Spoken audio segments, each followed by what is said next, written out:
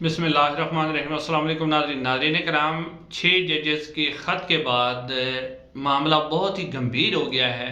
اور ایسی خبریں سامنے آ رہی ہیں جس سے پتہ چلتا ہے کہ یہ جو سیٹ اپ ہے،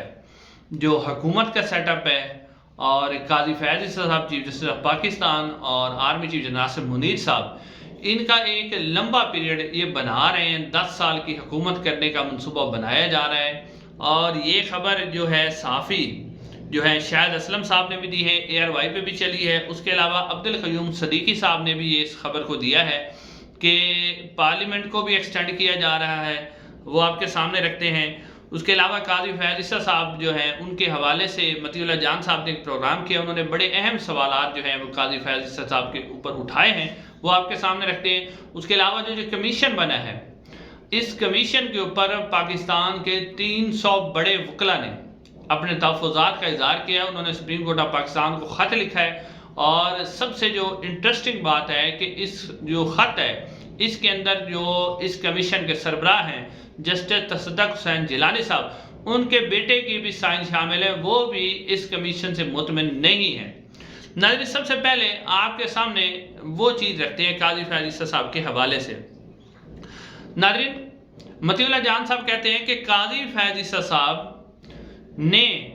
جن 6 ججز نے جن کے خلاف شکایت کی تھی، انہی کے سامنے ان کو پھینک دیا ہے۔ قاضی فیاض عیسیٰ صاحب نے جب طاقتور اداروں کی بات آئی تو قاضی فیاض عیسیٰ صاحب نے ہتھیار ڈال دیے اور بڑی بڑھ کے ماننے والے، آئین اور قانون کی باتیں کرنے والے، خاص طور پر انہوں نے ذکر کیا کہ جب چیف جسٹس عمر عطا بدیال صاحب تھے تو اس وقت آئین اور قانون کی بڑی باتیں کرتے تھے۔ آج وہ بڑی باتیں کرنے والے قاضی فیاض عیسیٰ صاحب جو ہیں وہ مکمل طور پر سرنڈر کر گئے ہیں۔ قاضی فیاض عیسیٰ صاحب بڑی حدیثیں اور قرآنی آیات پڑھ کر سناتے تھے اور ایسا لگتا تھا کہ وہ بہت بڑے انقلابی آئین اور قانون کے ساتھ کھڑے ہوئے ہیں، لیکن آج وہ بالکل سرنڈر کر گئے ہیں۔ اب ناظرین، عمر عطا بدیال صاحب بہت سے ایسے کام کرنا چاہتے تھے جو کہ قاضی فیاض عیسیٰ صاحب کی وجہ سے وہ نہیں کر سکے۔ عمر عطا بدیال صاحب نے جو فیصلے دیے، اس کے بعد ان فیصلوں کے اوپر عمل درآمد کس نے روکا؟ قاضی فیاض عیسیٰ صاحب نے۔ اس وقت عدالت کو تقسیم کس نے کیا؟ قاضی فیاض عیسیٰ صاحب نے۔ یعنی اب قاضی فیاض عیسیٰ صاحب نے جان بوجھ کے اس بات کے اوپر سرنڈر کیا۔ یہ مطیع اللہ جان صاحب کہتے ہیں کہ اگر یہ بیانیہ جو ججز نے خط لکھا ہے وہ جینوین ہے اور اس بیانیہ کا ڈائریکٹلی فائدہ جو ہے وہ عمران خان کو ہوگا، یعنی انہوں نے اپنے ججز کا نہیں دیکھا بلکہ عمران خان کے بغض میں آ کر یہ فیصلہ کیا ہے کہ اس کا فائدہ عمران خان صاحب کو ہوگا، تو اس حوالے سے انہوں نے اس معاملے کو جو ہے وہ حکومت کے پاس بھیج دیا، نہ کہ جو ہے، جبکہ ججز نے واضح طور پر اپنی شکایت چیف جسٹس قاضی فیاض عیسیٰ اور سپریم جوڈیشل کونسل سے لگائی تھی، لیکن انہوں نے انہی کے سامنے انہیں پھینک دیا جن کے اوپر الزام ہے۔ اب صحافی جو شاہد اسلم صاحب ہیں، انہوں نے کہا ہے کہ قاضی فیاض عیسیٰ صاحب کو ایکسٹینشن ملنے والی ہے، یعنی قاضی فیاض عیسیٰ صاحب جو ہیں وہ ایکسٹینشن چاہ رہے ہیں، اور یہ باقاعدہ طور پر جس طرح کا قاضی فیاض عیسیٰ صاحب نے یعنی کہ جب فیصلہ دیا تھا، بلے کا چھیننے کا فیصلہ دیا، بلہ چھینا، اس کے بعد لیول پلینگ فیلڈ نہیں دی، تو وہ کہتے ہیں سارا اس کا تسلسل ہے کہ قاضی فیاض عیسیٰ صاحب اس کے اوپر خاموش ہیں، کیونکہ قاضی فیاض عیسیٰ صاحب جو ہیں وہ اس وقت مکمل طور پر اس بات پر تیار ہیں کہ ان کو ایکسٹینشن دی جائے۔ اور پھر شہباز شریف صاحب کا یہ بیان کہ قاضی فیاض عیسیٰ صاحب ہمیں معاشی بحران سے نکالنے میں مشورہ دیں گے یا وہ ہماری مدد کریں گے۔ اب عدالت کا کیا کام ہوتا ہے کہ وہ کسی بھی حکومت کو معاشی بحران سے نکالے، لیکن شہباز شریف صاحب کا یہ بیان، اور پھر اس کے بعد اگر قاضی فیاض صاحب کو ایکسٹینشن مل جاتی ہے تو پھر جسٹس منیب اختر جو ہیں، جو کہ اینٹی قاضی فیاض جج ہیں، وہ چیف جسٹس آف پاکستان نہیں بن سکیں گے۔ پھر 3 سال جو ہے قاضی فیاض صاحب رہیں گے اور 3 سال جو ہے جسٹس منصور علی شاہ صاحب رہیں گے، اور منصور علی شاہ صاحب بھی اسی طرح کے فیصلے کریں گے جس طرح کے فیصلے قاضی فیاض صاحب کر رہے ہیں، کیونکہ جو جسٹس منیب اختر ہے انہوں نے 2028 میں ریٹائر ہو جانا ہے، پھر اگر ایکسٹینشن مل جاتی ہے تو 2029 تک جو ہے منصور علی شاہ صاحب رہیں گے۔ تو اب یہ ایک مکمل طور پر پلان بنایا جا رہا ہے۔ اب اسی کے حوالے سے جو خبر دی ہے عبدالقیوم صدیقی صاحب نے،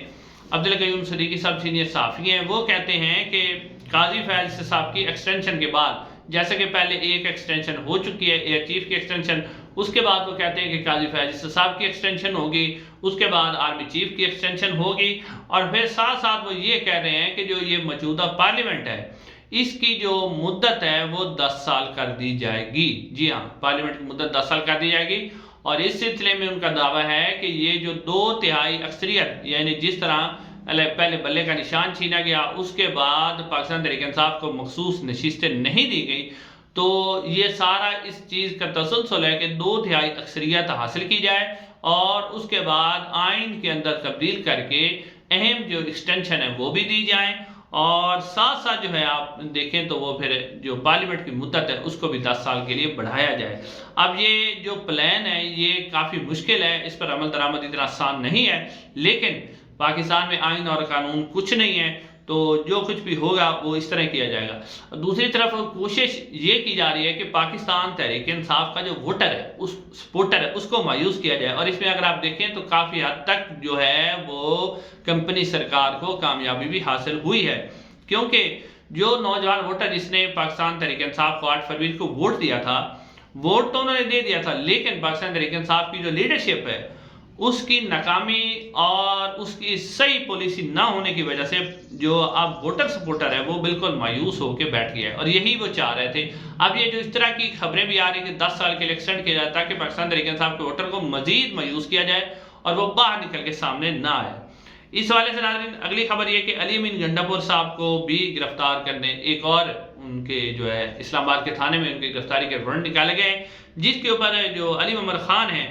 انہوں نے سخت اس کے اوپر تنقید کی ہے کہ اس طرح کے اقدامات سے ملک دشمنوں کا فائدہ ہوگا اور آپ ملک کا تماشا لگا رہے ہو۔ انہوں نے کہا کہ KP ایک حساس صوبہ ہے اور اس طرح کے اقدامات سے وفاق کے خلاف نفرت بڑھے گی، تو یہ بہت ہی سخت پیغام دیا علی محمد خان صاحب نے اس کے اوپر۔ اس کے علاوہ ناظرین اب اس حوالے سے آپ کے سامنے بات رکھتے ہیں کہ جو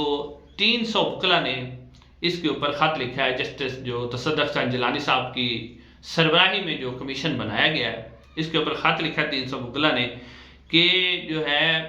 یہ جو کمیشن ہے وہ کسی صورت میں ہمیں قابل قبول نہیں ہے